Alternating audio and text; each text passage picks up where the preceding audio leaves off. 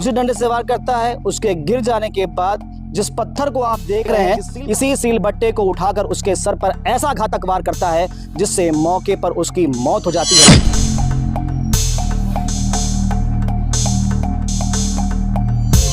बेटी है जिसका नाम है देवी, मानसिक रूप से विकृत है या मानसिक रूप से कमजोर है, ऐसा भी आप कह सकते हैं। वहाँ से बाहर निकले तो अंदर से आके मार दिया पत्थर ने। आपके पति का क्या नाम है? राजकुमार। और आपका? देवी। मीनाक्षी नगर में तो लथपथ पड़ा हुआ था मैं। तो फिर उसके बाद पूछताछ करने के बाद पता चला कि इसमें वो सिलबत्ते से मारे हैं और उससे मारे हैं। पैसे की माया ऐसी कि जो ना कराए कम है, और आज पैसे को लेकर हो गई एक हत्या। अभी मैं मौजूद हूँ दुर्ग के बोरसी के पंचशील नगर में, और उसी घर के सामने में मैं भी खड़ा हूँ जहाँ पर पैसे के विवाद को लेकर एक हत्या हुई है। दरअसल यहाँ पर राजकुमार नाम के एक व्यक्ति की गोविंद ने हत्या कर दी है। और आप बताऊं कि गोविंद जो है वो राजकुमार का साला है। विवाद ऐसा था कि पैसे की लेन देन को लेकर इनके बीच में काफी समय से विवाद चल रहा था। पूरी बात मैं आपको विस्तार से बताता हूँ। आप ये जो घर देख रहे हैं, ये घर है राम कुमार जी का, जो कि भिलाई स्टील प्लांट से रिटायर्ड है। इनके 3 बेटे हैं और एक बेटी है। 3 बेटे में सबसे बड़ा बेटा है गोविंद। ऐसा बताया जा रहा है कि वो थोड़ा चिड़चिड़ा स्वभाव का ही है, और उसके चिड़चिड़े स्वभाव के कारण ही उसका परिवार, पत्नी और बच्चे उससे दूर रहते हैं। और सबसे छोटी जो बेटी है जिसका नाम है देवी, वो थोड़ी मानसिक रूप से विकृत है या मानसिक रूप से कमजोर है, ऐसा भी आप कह सकते हैं। चूंकि मानसिक विकृति है, थोड़ा कम समझती है विषयों को, इसीलिए जब शादी की बात आई तो उसकी शादी राजकुमार से कर दी गई, जो कि अपनी आंखों से थोड़ा कम देखता था। अब चूंकि आंखों से कम देखता था, इसीलिए आय का कोई साधन भी नहीं था।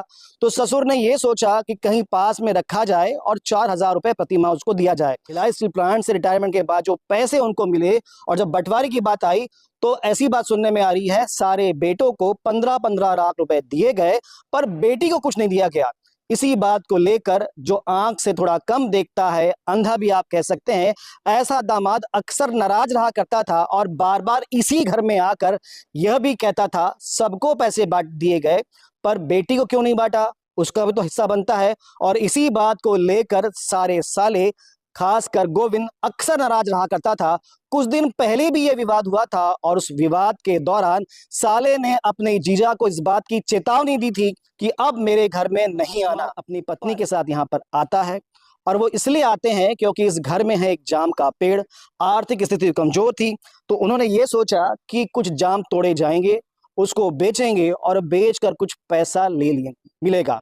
पर इसी दौरान ये होता है कि जब देवी यानी राम कुमार की बेटी अंदर जाम तोड़ रही थी, वो अपने पति को आवाज देकर अंदर बुलाती है, पर दुर्भाग्य से उसी दौरान गोविंद आ जाता है और फिर से अपने जीजा को देखकर आक्रोशित हो जाता है, भड़क जाता है।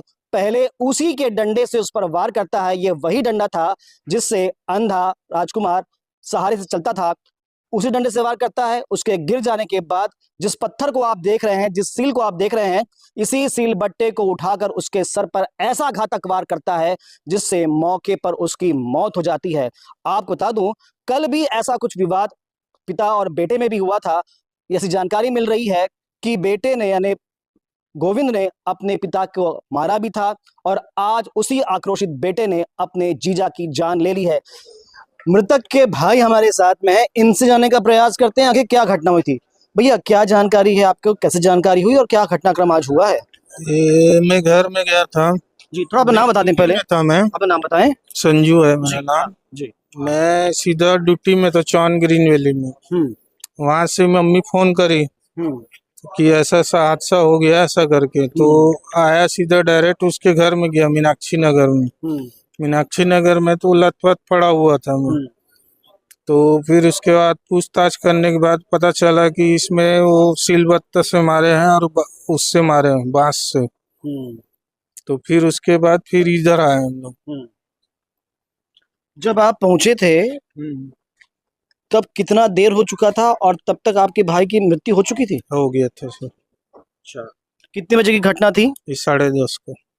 आप 10:30 बजे पहुंचे या 10:30 बजे घटना हुई? 10:30 के बाद पहुंचा हूँ। अच्छा। हम्म। तो कारण क्या था, क्यों उसने मार दिया? अरे जैसे ये लोग जाम तोड़ने गए थे, हाँ। तो क्यों अंदर आया करके ना वो आके तो क्यों आया इधर अंदर ऐसा करके ना गाली गलौज करने लग गया था। तो और क्या इसमें- पहले भी आपस में विवाद था? हाँ, आपस में पहले था, वही जमीन का था। अच्छा। तो इन लोग को तीनों भाई को बंटवारा हुआ, तो इन लोग का नहीं हुआ। जमीन का था या पैसे का था?